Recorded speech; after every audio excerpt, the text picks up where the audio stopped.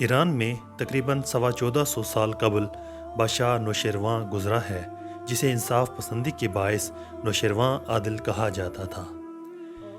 ایک دفعہ نوشیروان اپنے ساتھیوں کے ساتھ شکار کے لیے جنگل میں گیا۔ سب شکار کی تلاش میں دیر تک ادھر ادھر گھوڑے دوڑاتے رہے۔ اس دوران یہ ایک دوسرے سے الگ ہو گئے۔ نوشیروان بھی اکیلا رہ گیا اور تھک کر ایک سایہ دار باغ میں جا بیٹھا۔ جب باغباں آیا تو نوشیروان نے خود کو مسافر ظاہر کرتے ہوئے سخت پیاس میں پانی مانگا۔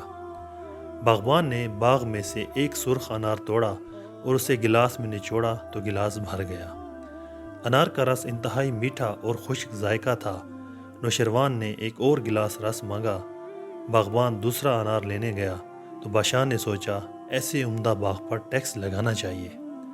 نوشیروان ابھی یہ سوچ ہی رہا تھا کہ باغبان انار لے کر آ گیا اور گلاس میں نچوڑنے لگا، لیکن گلاس نہ بھرا۔ پھر وہ دوسرا اور تیسرا انار نچوڑنے سے گلاس بھر گیا۔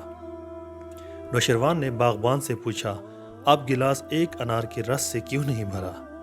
باغبان بولا، شاید ہمارے بادشاہ کی نیت میں فطور آ گیا ہے، اس لیے پھلوں میں رس کم ہو گیا ہے۔ یہ سن کر نوشیروان بہت شرمندہ ہوا اور باغ پر ٹیکس لگانے کا خیال دل سے نکال دیا۔ نوشیروان نے باغبان کی بات پرکھنے کے لیے ایک اور انار کا رس مانگا۔ باغبان جھٹ سے ایک اور انار توڑ آیا۔ اب اس نے انار نچوڑا تو گلاس لبالب بھر گیا۔ باغبان نوشیروان کو گلاس دیتے ہوئے بولا، ہمارے بادشاہ کی نیت ٹھیک ہو گئی ہے۔